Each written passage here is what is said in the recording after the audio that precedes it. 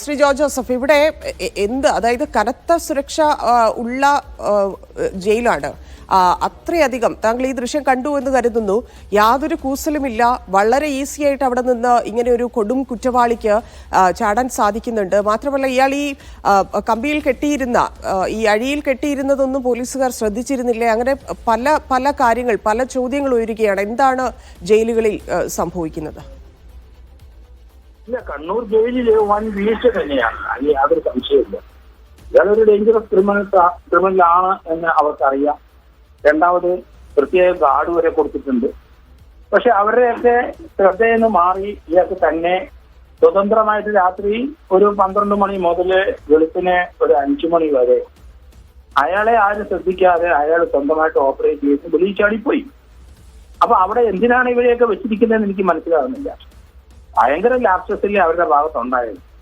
കാരണം ഈ ഒരു സൈക്കോപാതായ ഇത്രയും വലിയൊരു ക്രിമിനലിനെ മറ്റുള്ളവരൊക്കെ ചാടിയാലും പിന്നെ നമുക്ക് പറഞ്ഞു നിൽക്കാം. ഇങ്ങനെ പോലെ ആള് ചാടിയിട്ടുണ്ടെങ്കിൽ അയാൾ വെളിയിൽ വന്നു കഴിഞ്ഞാൽ വീണ്ടും ജയിലിൽ നിന്ന് വെളിയിൽ ചാടിയിട്ടുണ്ടെങ്കിൽ എയർലൈൻസ് ഓപ്പറേറ്റ് ഏതെങ്കിലും സ്ത്രീകളെ കുട്ടികളെ കണ്ടാൽ റേപ്പ് ചെയ്യും. അതിന് സംശയമൊന്നുമില്ല.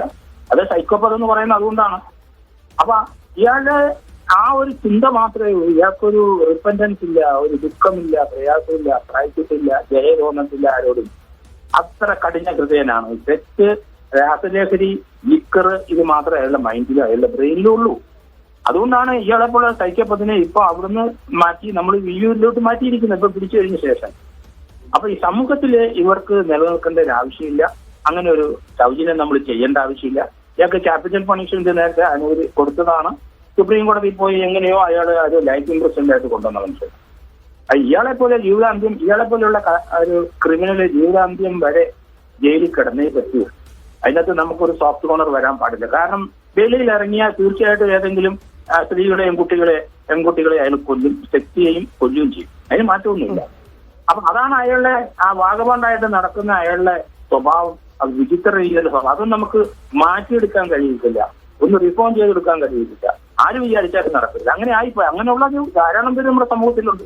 ഇയാളെ പോലെ ഇതേ രീതിയിൽ നടക്കുന്ന എത്രയോ പേരുണ്ട്. അപ്പൊ ഇങ്ങനെയുള്ളവർക്കൊക്കെ നമ്മൾ ജീവിതാന്ത്യം വരെ ജയിലിൽ ഇടാനേ പറ്റുള്ളൂ. അവിടെ അവിടുത്തെ ജയിൽ ഉദ്യോഗസ്ഥന്മാർ ലാപ്ടോപ്പ് കാണിച്ചു ഇയാളെ അവര് രാത്രി 1 മണി മുതൽ അല്ലെങ്കിൽ 12 മണി മുതൽ വെളുപ്പിന് 5 വരെ ശ്രദ്ധിച്ചേയില്ല. അയാൾക്ക് ഇഷ്ടം പോലെ യഥേഷ്ടം ആ ആദ്യത്തെ മതിൽ ചാടി കിടന്ന് രണ്ടാമത്തെ മതിൽ ചാടി അവിടെ കയറി അയാൾക്ക് സുഖമായിട്ട് അപ്പുറത്ത് ഇറങ്ങി പോകാനായിട്ട് പറ്റും. പൊതുജനങ്ങളുടെ ജാഗരൂകരായ പൊതുജനങ്ങളും നാട്ടുകാരും എല്ലാം കൂടെ കൂടിക്കൊണ്ടാണ് ഇയാളെ പിടിക്കാൻ പറ്റില്ല.